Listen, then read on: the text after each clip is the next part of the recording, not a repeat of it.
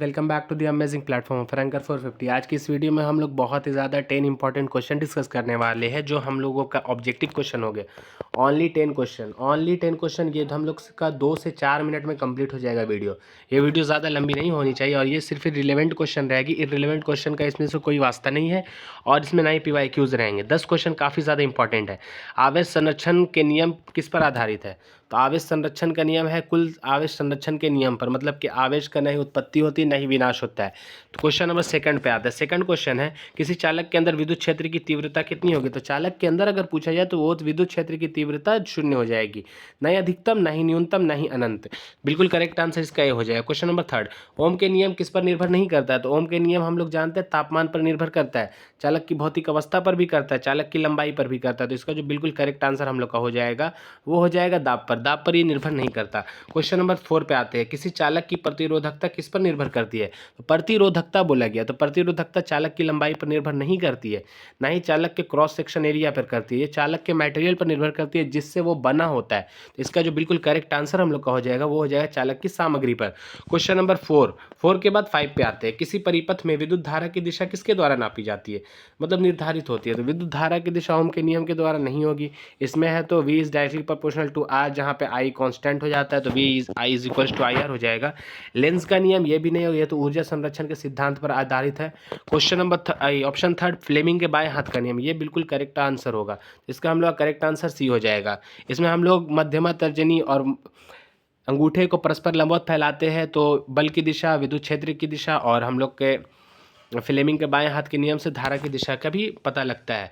Question number 6 पे आते हैं। चुंबकीय क्षेत्र की इकाई क्या है? तो चुंबकीय क्षेत्र की इकाई टेस्ला हो जाएगा और हर्ट्ज है 6 गुणांक की इकाई। जो हम लोग का क्वेश्चन ये एग्जामिनेशन 2024 में पूछा था, हर्ट्ज 6 गुणांक की इकाई क्या है? तो हर्ट्ज हो जाएगा। न्यूटन बल की होती है, सब जानते हैं। क्वेश्चन नंबर 7, फैराडे के विद्युत चुंबकीय प्रेरण के नियम अनुसार प्रति विद्युत वाहक बल किस पर निर्भर करता है? तो ये विद्युत चुंबकीय क्षेत्र की तीव्रता पर निर्भर नहीं करता है, ना ही चालक की लंबाई पर करता है, ना ही चालक की मोटाई पर करता है। इसका हम लोग का करेक्ट आंसर हो जाएगा विद्युत चुंबकीय फ्लक्स के परिवर्तन की दर। ये बिल्कुल करेक्ट आंसर हो जाएगा। क्वेश्चन नंबर 8 पे आते हैं। लेंस की क्षमता का इकाई क्या होगी? तो लेंस की क्षमता की इकाई मीटर नहीं होगी, ना ही जूल होगा, ना ही वॉट होगा। जूल ऊर्जा की इकाई होती है और वाट हम लोग का शक्ति की इकाई होती है।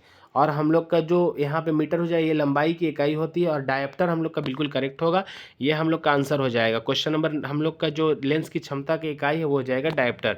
अब आते हैं क्वेश्चन नंबर 9 में है प्रकाश का अपवर्तन सूचकांक किस पर निर्भर करता है? तो प्रकाश के अपवर्तन की सूचकांक बोल रही तो पदार्थ की या माध्यम की प्रकृति पर निर्भर करता है कि माध्यम किस चीज़ का बना हुआ है। प्रकाश की आवृत्ति पर भी निर्भर करता है, इसी के साथ साथ लेमडा पर भी करता है। तो प्रकाश की तीव्रता पर ये बिल्कुल नहीं होगा। तो इसका जो हम लोग का करेक्ट आंसर हो जाएगा वो हो जाएगा हम लोग का डी, बिल्कुल A और B दोनों। क्वेश्चन नंबर 10 पे आते हैं। फोटो इलेक्ट्रिक प्रभाव उत्सर्जित इलेक्ट्रॉन की ऊर्जा किस पर निर्भर करती है? तो फोटो इलेक्ट्रिक प्रभाव में मतलब कि फोटो और इलेक्ट्रिक, तो फोटो इलेक्ट्रिक आ गया सबसे पहले। तो फोटो इलेक्ट्रिक के लिए हम लोग का प्रकाश हो जाएगा, एक प्रकाश दो प्रकाश, बाकी ये दोनों तो काट दीजिए। अब आते हैं एलिमिनेशन मेथड के हिसाब से हम लोग का दो आंसर बिल्कुल करेक्ट हो गया जिसको हम लोग यहाँ पे काट देंगे।